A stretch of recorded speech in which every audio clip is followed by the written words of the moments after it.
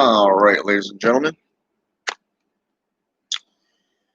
it is your favorite Dark Sorcerer here,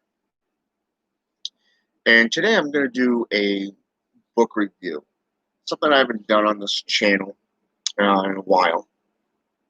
But I wanted to do this because there's a few books that I've been reading heavily lately that I think really needs to be addressed. Okay? Now, the first book is called The Art of Cognitive Warfare, and it's written by Alistair Notch. Okay?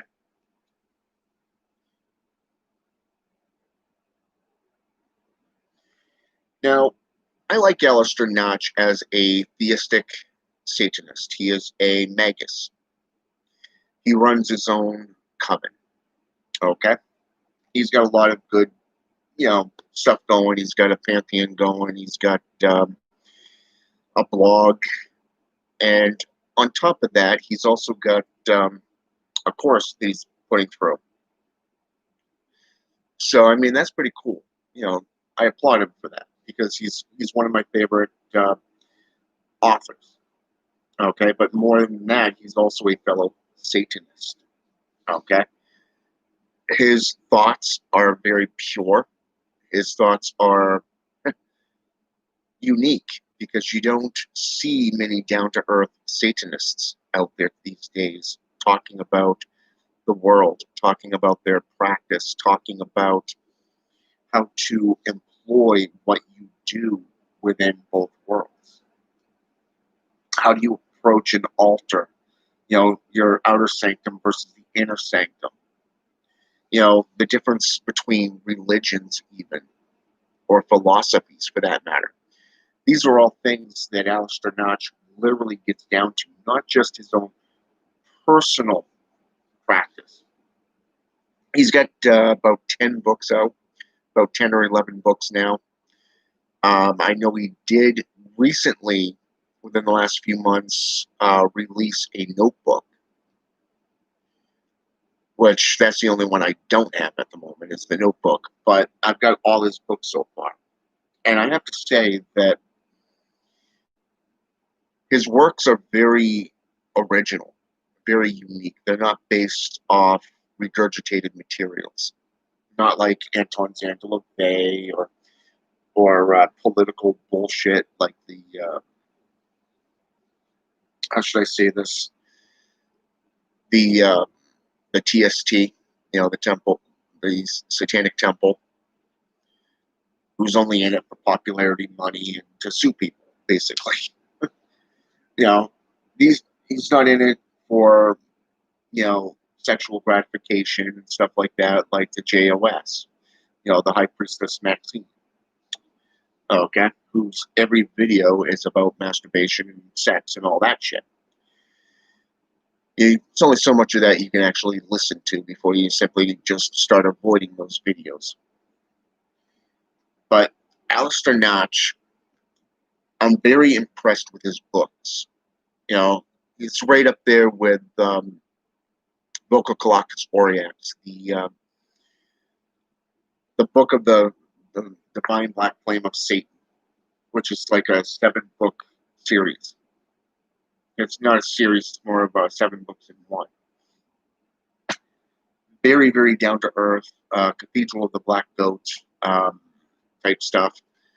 And he was very, very good in his perceptions as well. Not just if you're going to believe in an actual Satan, you can't have it both ways and be an atheist at the same time. You got to give him, Vocal Colocus Aureax stuff, props for that one. But unlike him and Myrmidon Pontifex Maximus, who wrote the Devil's Bible, the Devil's Disciple, and the Devil's Coven, which you can get in all in one book, by the way, off Amazon, eBay, or Lulu Publishing, even Severed Heads Publishing, by the way. He had his own philosophical perception from what his belief in Satan is, how the perception of practices, the rules. He even called it the Pontifex rules, which is kind of cool. But and since he did think of it, it's only right that he named it after himself. I mean, you look at every major astrologist out there, every discovery was named after some scientist that discovered it. But these guys are cool, okay? Alistair Notch, on the other hand, he's in a league of his own. And the reason I wanted to bring his books into this is because of the fact that he brings it into a state of cognitive thought, manifesting thoughts within you, his readers, things that he wants you to start thinking about. Okay? Hey, David, welcome to the show. And what's ironic about this is in one book, he talks about the JCI. He talks about Buddhism. He talks about different religious perceptions.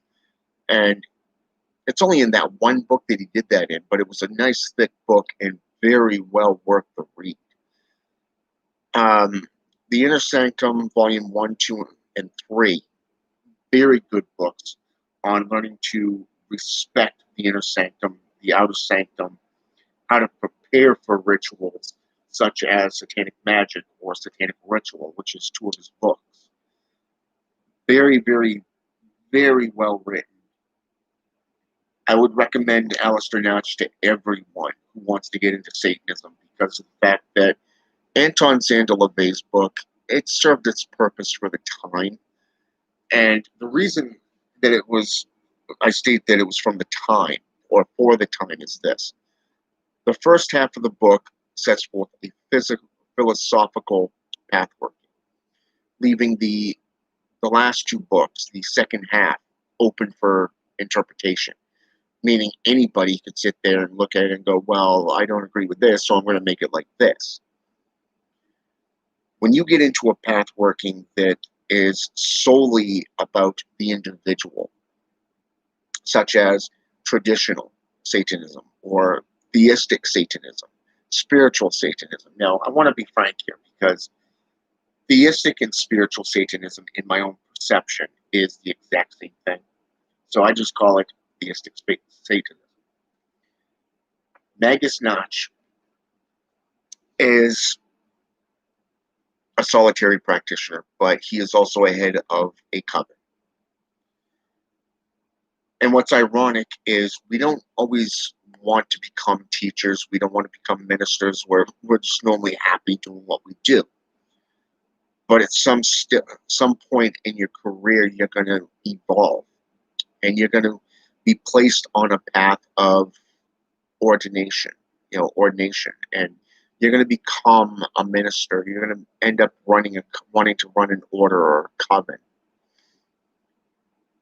And Alistair Notch really taps into that. He gets into that perception and gets you thinking about the different aspects of demonic worship, worshiping Satan and his legions, getting into the actual practices of not only humbleism, but respect, okay? Respecting the demons, never threatening them, but you don't want to keep them waiting at the same time. It's more of you give an offering for a gift. What you're petitioning for, you got to give the offering as well so that they aren't wasting their time. But it's also through complete dedication of the path working, the root working, that really sets you aside from the catalysts, the wannabes and the armchair magicians, as Connolly Reeser would put it. So I recommend Alistair Notch, hands down. The art of cognitive warfare is something that I've learned through my own personal practice. So to see it from a more experienced Satanist, utilizing it in such a manner that applies it in the same way Francis Frankenpain would out of his book, And for those of you who don't know who Francis Frankenpain is, he's a Christian author. Just putting that out there because I want you to know, how he uses modern day events to explain the Bible. Okay, but in this sense, he uses modern day stuff, the tactics of personal gain, self-preservation, self-gratification, even. But more so, he uses it in a form of worship, devil worship. And he's not afraid to put it out there and tell you the exact, what's on his mind or anything. He lays it out that perfectly. It's literally ingenious how he put all these books into play. Now, in his earlier books, I noticed that a few of them had misspellings in them, but I'm wondering if it's just a computer error, because I've done an essay for a book that was published on necromancy, and it was interesting because when I got the book, I started reading down through it. I wanted to read it and to see how the other individuals who wrote about it, their experiences and their practice within necromancy. And it turned out that in my own essay, I had a few errors that turned out to be computer glitches. Capital letters where it shouldn't be. Spaces where an extra space from time to time, or a couple words misspelled, stuff like that, because the computer was being a douche. So it does happen from time to time. So I can see it. That's the way I choose to look at it. So check into Alistair Notch. I highly recommend his work. I recommend his pantheon, and I would recommend you look him up on YouTube. Now, because I mentioned S. Connolly and all of them, such as Edgar Cabal, in my last video, I wanted to bring some stuff in. Before I do, I want to go into a Middle Eastern viewpoint. This one here is called the Book of Tobit. Okay, and it's based off a Jewish text, a scroll that was based off Sanskrit. And in this time, it was around 225 BC and set around 700 BC. Okay. And those of you who work with Asmodeus, this book is about Asmodee. But recently, I discovered through another master, that I am currently working with, or not working with per se, but more the fact being led by, for my current work within my current necromantic path working, suggested this book to me because of the necromantic aspects of it, which means chiromancy, which means spiritual conjurations and stuff. Now, I've been aware of this grimoire for a long time. Okay, I used to have it in my old library. It was a much thicker book at the time, and so I found this real cheap, about roughly about $11. That's shipping and handling. Okay, off Amazon. Now, again, this is the Book of Tobit. I recommend this book because it deals with the trials and the tests that you will face in life. Hey, Seeking Serpent.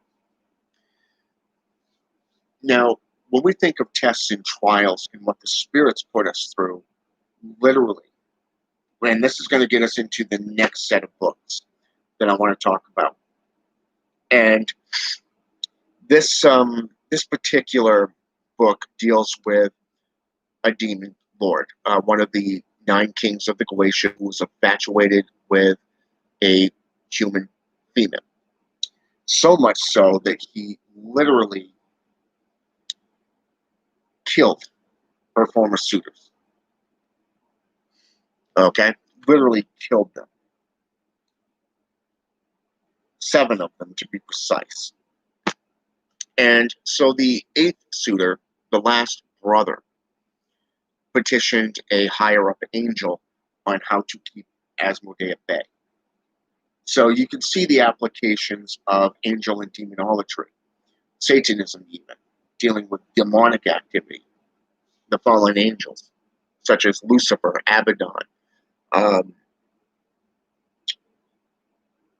say for an example, Azazel, the scapegoat even.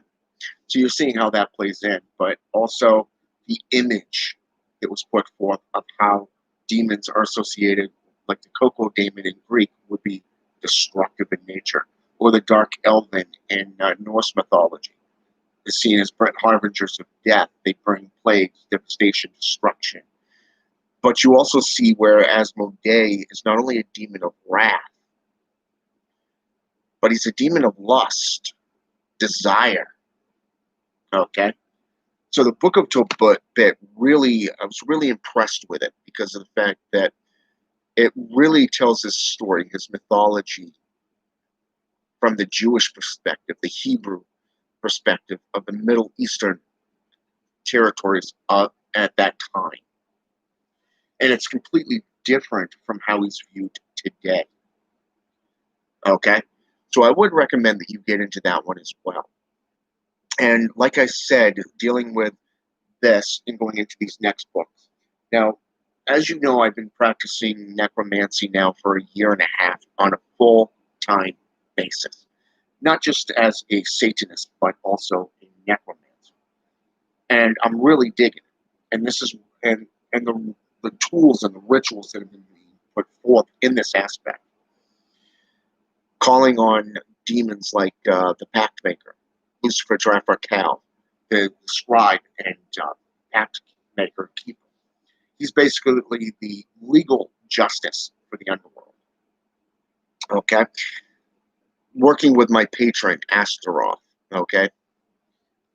As you can see, my patron. All right? You see a lot of things that you can bring into necromancy and necromantic rituals and rites, not just with alphabets or runes. Okay? Seals and sigils. But you can also get into working with the dead on a personal level. Now, recently, as of yesterday, I started what is known as a black fast. It is a extreme fasting technique used by the ancient Catholics. Okay? And vice versa, like the black mass to the mass, this is the anti-mass. One that is where you're literally eating nothing, almost to the point of nothing. No eggs, no meats, no milk, no fish even. You're basically eating nothing but the things that is of the ground, like potatoes and carrots and salads and stuff like that. Things that allow you to retain, nourish your body, but things that aren't going to affect you on a necromantic or spiritual journey. Now, earlier I mentioned tests and trials. Okay?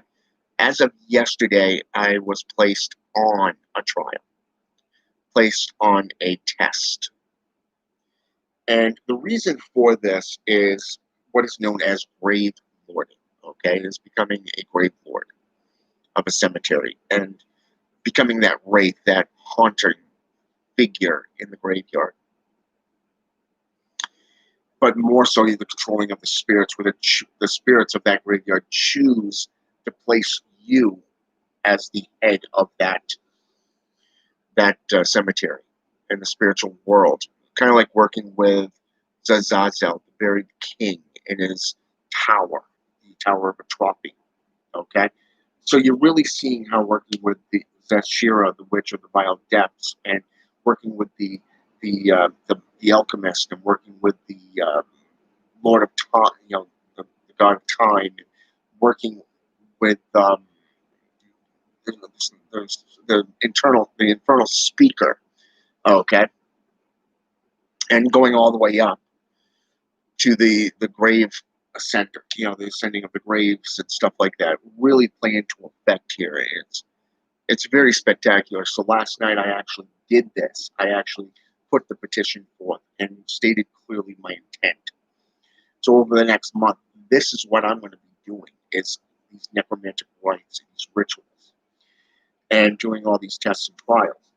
Now, what's ironic about this is not only did I see this in a book that was recommended to me by my elder, okay, but also right here, necromantic sorcery. I've heard nothing but good things about this book. Okay, literally, I've heard nothing but good things and how powerful it was. It was said that Dante Abiel drove himself to the extreme, literally almost to the point of insanity and beyond. Okay, but it was said that he gained so much power. But then a rumor popped up that he turned against the wedding and turned Christian. Now, what's ironic about this is that anybody who has not prepared physically and mentally, but prepared themselves for what could arise and be able to adapt to it, this is normally what happens, and it's literally seen throughout not just Satanism, but also that of Santeria, Pedro Mayambi, and other traditions where you have former poleros or former priests of Buddha, priestesses of Buddha, former satanic high priests who turned Christian and is selling this or doing the secret things of what the meanings are of the sigils. More so, what was a surprise to me was how Dante Abiel supposedly told Wedding not to contact him again, and that it was a factor of he turned Christian, he went Christian. Okay. Now, personally, I can't speak to this. It's only things that I've heard and seen videos by of people discussing this. Okay. Now, I don't know Dante Abiel personally. Okay, and I want to make that perfectly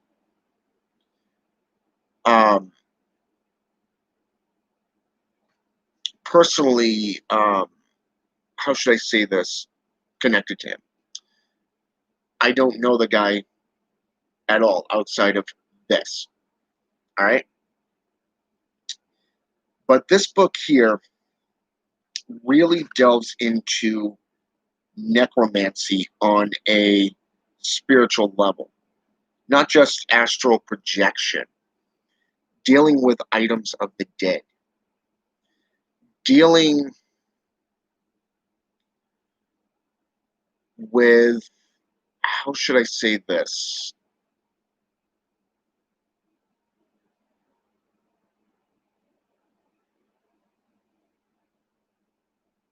The best way to put it is grave lord. The title of grave lord.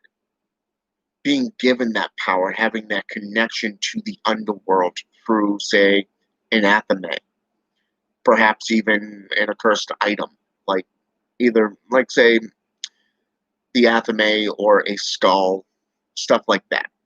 Okay? But this book here, I do recommend to you because through my own research and study of necromancy, a lot of what he has put forth in that manner, it may come across as a story. Think of it as a storytelling, because that's how we wrote it. Okay?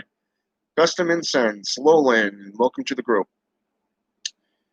A lot of individuals that get into necromancy, they kind of do little tidbits of it. They don't have the courage to delve fully into necromantic rites or satanic rites. What Dante Abiel put forth is something that I have come across in other texts, other cultures, within practice and study. Not just from shamanism, black shamanism, which is studied in Siberia and Mongolia. okay? But also in India, okay? South America, even, and how these tools aid you in your connection to the spirit. How fasting and eating things like unleavened breads, things that have no leaven, in them, really helps you attune into the essence, the energies and the currents of the underworld, the spirituality complex of it. So this is not the first time I've come across something like that, but in fact, what it does do is it encourages and supports what you've already read, what you've already learned, and what you've already practiced within these scents. Okay. Now the next, now the next book is the complete. The next book is the complete works of witchcraft of E.A. Quentin. Okay.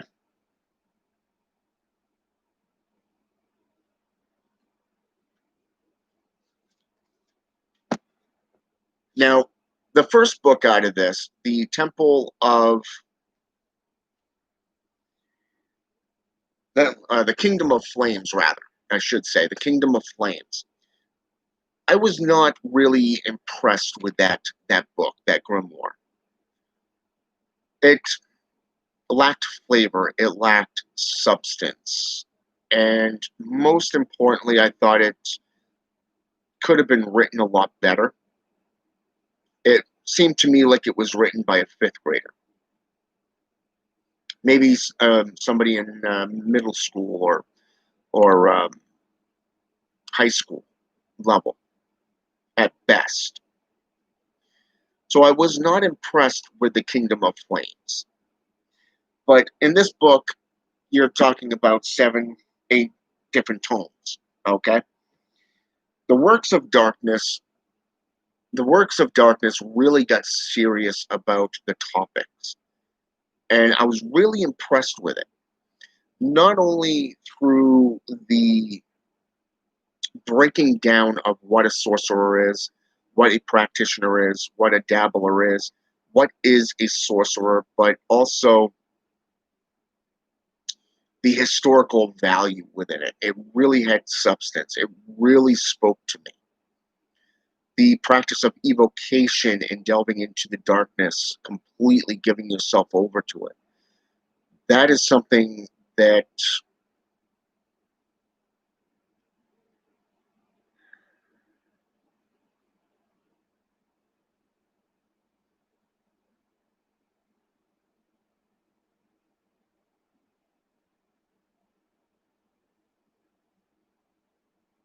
I'll get to that in a moment, Lolan, once I finish.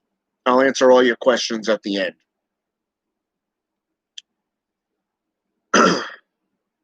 And so, I mean, the works of darkness really became serious.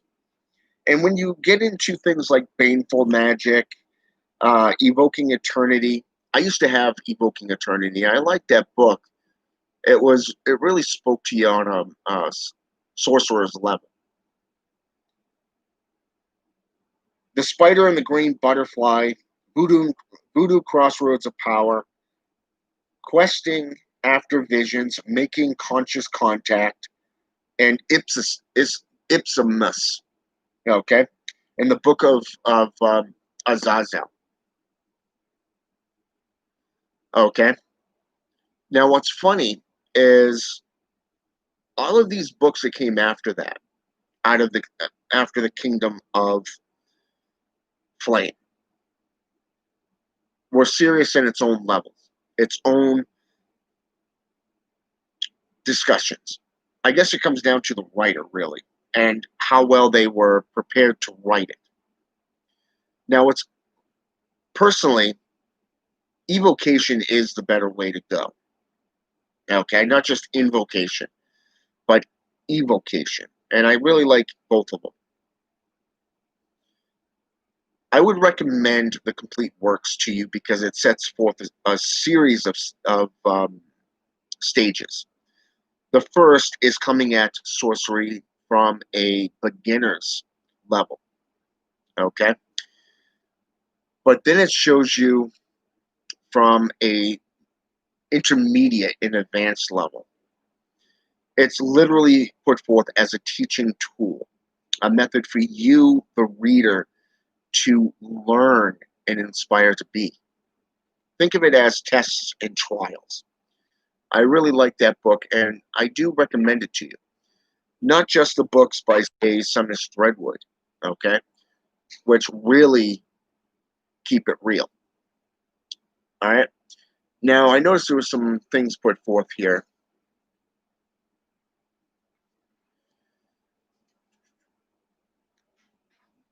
All right. Lolan has asked to explain the difference between calling on the necromantic energies versus Hecate and going down there yourself to get these energies, so to speak.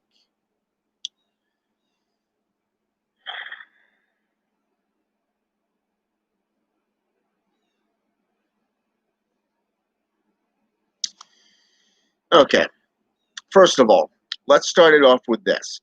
Necromantic energies, getting to know the currents.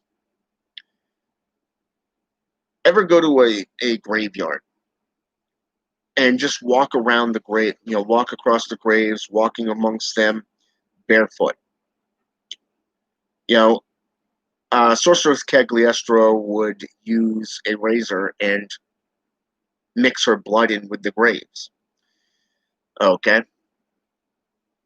Getting into necromantic energies is learning to identify them, learning to connect to that current. And a lot of times this is done through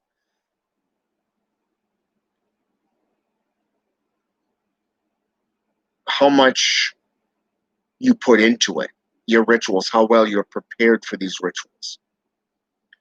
One of which, for an example, was a story put forth by E.A. Quetting himself. He was frustrated with the rituals and trying to contact the spirits that he went back and he read the Necromaicon by Simon more intensely. It took him like 3 months, like 90 days study of just that book. And when he came back, he actually met with a much more positive connection to the dietas that was in there. Okay, the current. Now, what's ironic here is that learning to identify the shades, the different colors of the restless, the the undead, or that of, say, for an example, the dead itself. There are different classifications of spirits within a current, different energy fields, and you got to learn to identify them, to connect to them, petition them. Even if we go back into, say, the early, let's go back all the way back to, say, cuneiform, and we see you type in necromancy, okay, into Google, and you go to this link where it shows a monk standing in a cemetery with an apprentice inside of a circle of empowerment, the triangle of evocation, or right in front, okay, and a manifested spirit. This is what is classified as necromantic energy, okay? You've learned to connect to these spirits. You've learned to summon them, petition them to come forth. Think of it as a form of invocation, okay? Invocation is where you bring things to physical manifestation from its dwelling, okay? This is where they come to you, okay? Now, evocation, on the other hand, you bring these spirits into yourself, okay? More so when you learn oneomancy, you learn necromantic rites and rituals, and you learn to project yourself through astral projection, soul journey, spiritual ascension and descension, and you're working with, say, Hecate or Zazazel, for that matter. You're able to transcend the spheres because you've learned and conditioned yourself to be able to go into an astral form, a spiritual form, where you're able to utilize what the Christians refer to in the book of Mark as Jacob's ladder. This is in, I believe, chapter 5, if I'm not mistaken. Okay? Where a rift was opened up and it showed angels ascending and descending upon what looked like to be like a ladder. Okay? So in this instance, you are actually ascending into the underworld. You're going to the underworld, much like Astarte, much like in Anna, Arish Kagal in the old days. In the old days, they had a lot of wild beliefs, in the ancient cultures of the dwellings. For example, diving into the deepest parts of the lake will get you into Hades. Going, jumping into a volcano would take you there as well. Going into the purest hell, or hells. Okay. So there's a lot of different mythos and a lot of different methods of doing it. There's a lot of perceptions even. Look at Dante's Inferno. Look at the Munich manuscript. Okay. Another one would be the Munich manuscript for the 15th century necromancer. Okay. In this case, you're actually experimenting with illusions. Think of Chris Angel, or Mind Freak aspect, or that of, say, David Blaine. Okay, one might say that David Blaine. Okay, one might say that David Blaine is the devil incarnate because he is able to create fish by spitting a fish out of his mouth from his stomach. It doesn't go into the scientific aspects, the physical aspects of swallowing the fish with the water so that it will live within you, so that you're able to do that trick, that sleight of hand trick. Okay? That is the physical aspects. Now, if you want to get into spiritual aspects, ascension, learning to astral project and attune to these currents and these energies, and allowing yourself to be able to separate from the physical and go into the spiritual. That is what you need to learn how to do, especially if you want to go down into other realms, other dimensions. Okay? Working with Hecate will help you a lot. It's like working with Circe, the mystic goddess. Okay?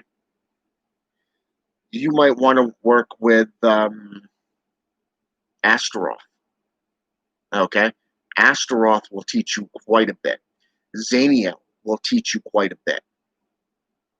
Okay? Especially of witchcraft and how to do that. Demonic possession is another method of learning because your mind melds with theirs, and you're able to see what they see and hear what they hear. Okay? You're learning from them on how to do this stuff. The difference between you bringing them to us and us going to them is that simple. And once you learn the techniques, once you learn how to do it, what can get you there, like, say, eating certain foods or not eating certain foods, becoming more spiritual, more dedicated, becoming aligned with the currents. You're able to identify those currents and maneuver them, much like, think of a rat in a mouse in a maze. Same exact thing. You have to work through that maze to get to what you want. Prime example right there.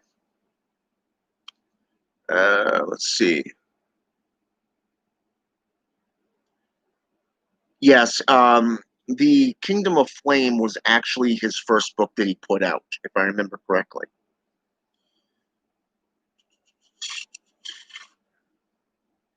Manifest is 700. Want to share the wealth? Just kidding. I can do that myself. Yeah, I was always impressed with Chris Angel. Chris Angel actually, he's basically an entity set aside, from the rest of the mundane, these wannabes. Plain and simple. I mean, he's a creature far beyond anything that this world has seen. And I have to say that. I mean, he knows his craft. He knows what he's doing, and the things that he's doing is beyond supernatural. He's manifested things that it's literally considered impossible. He took the impossible and made it possible. David Blaine, not so much. I'm not really a big fan of him. I have not his earlier stuff, yes, not since he started putting himself through these stupid experiments. But yeah, I heard that too.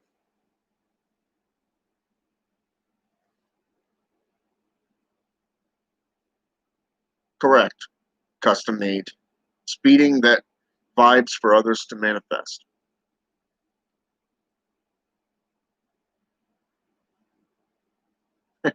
You're welcome, Lolan.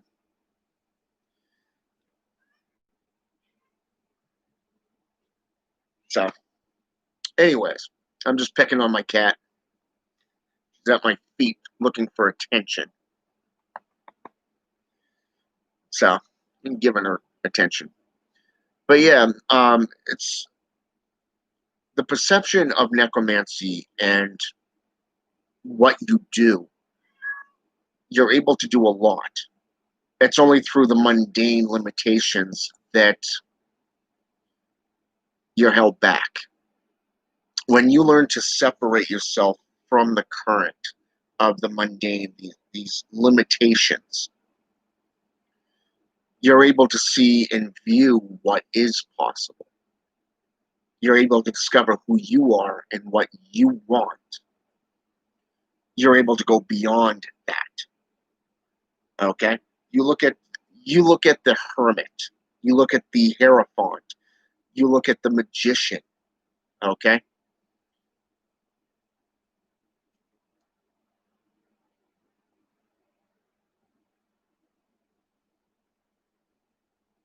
Basically, yes.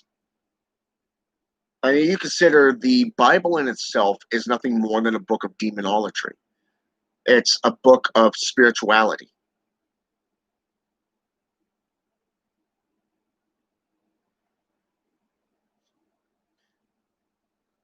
Hoodoo isn't in the Psalms. It's more of the Psalms was taken for. Let's see if I can. The Psalms was actually placed in the religion of hoodoo. You got to remember that the Bible goes all the way back to the 16th century. Hoodooism is only an offshoot of voodoo. Voodoo goes all the way back into the ancient cultures of the Congo, Ethiopia, Malawi, regions of Africa. Let's see.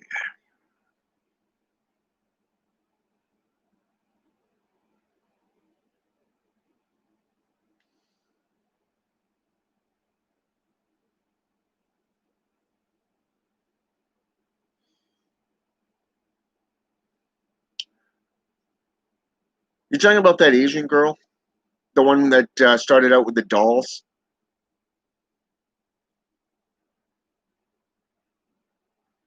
Yeah, exactly. Custom. It's all it is regurgitation. It's not a trick. Anybody can do that.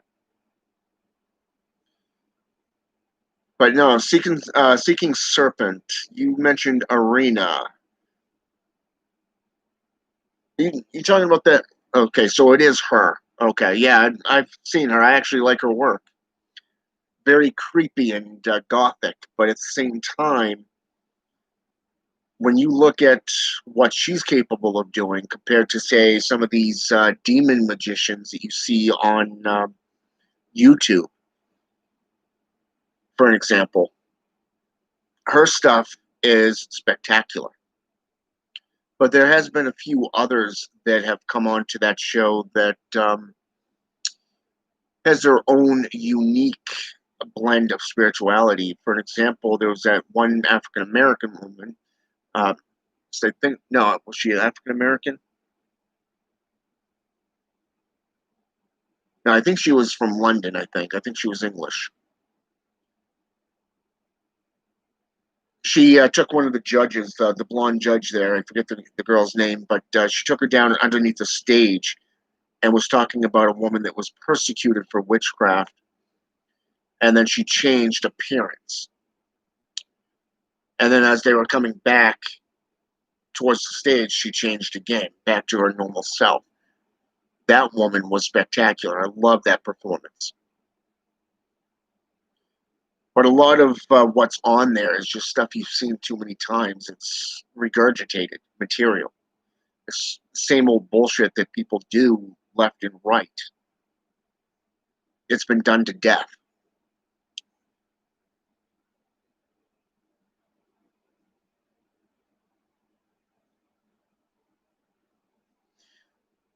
Well, Lolan, you look at that video series that I put forth on my own channel, plus right here on Dark Sorcery, where witchcraft is broken down and viewed into four things.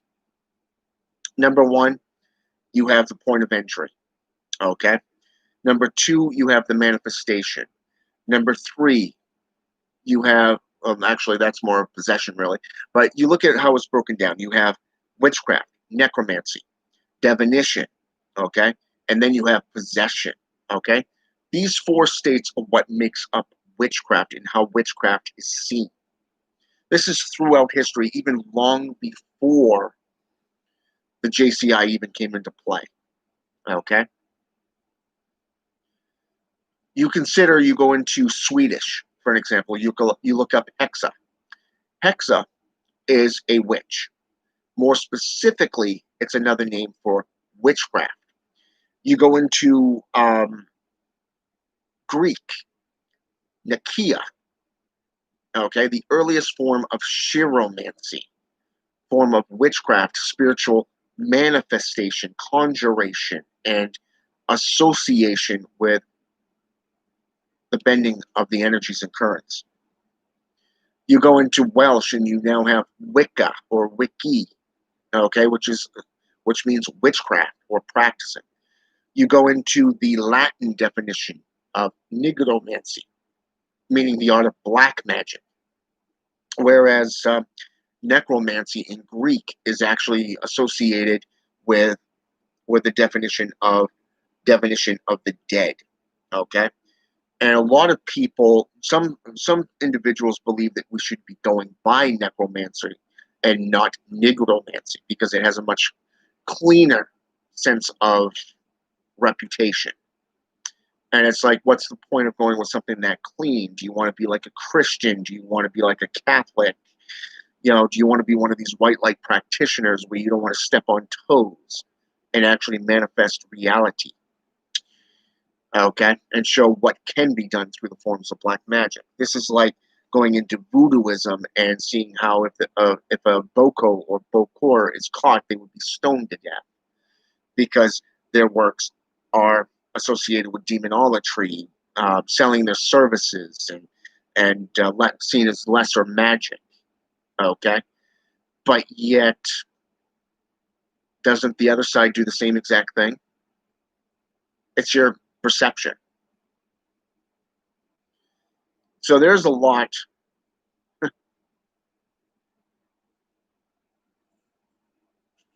Is who real? Seeking Serpent. The Heta?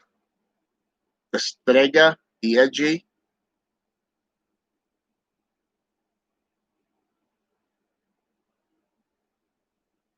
Or you're referring to the arena?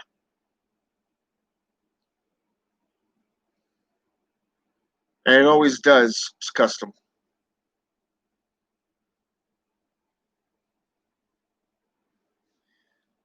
The spiritual conjuration, yes. That was actually real.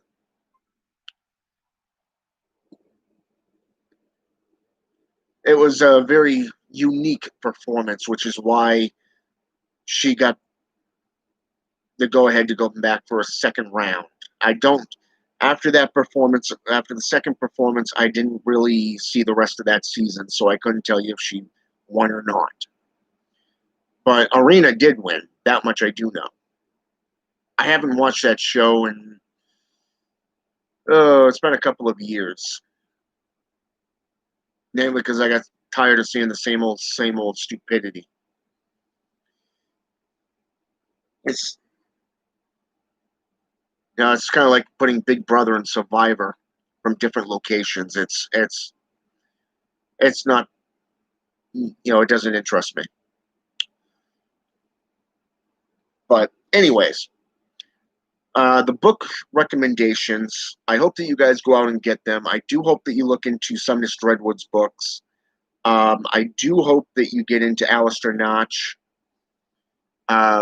Even get into the old scriptures like the Haggadah, the Talmud, the Jewish demonology and necromancy and all that stuff, especially from Necromantic Sorcery, The Forbidden Rites of Death Magic by Dante Abiel, um, the Book of Tobit, even the Munich manuscripts, and that of the Necromancy, the 15th century book of Necromancy by Richard Keffer. Very, very insightful books. A lot of good gnosis there, and it will broaden your horizons. It will enlighten you on a lot of different things. So really delve into that, and also, I would definitely look into the Black Fast. You can actually Google it. So really delve into that. All right. Have a good day, and until next time.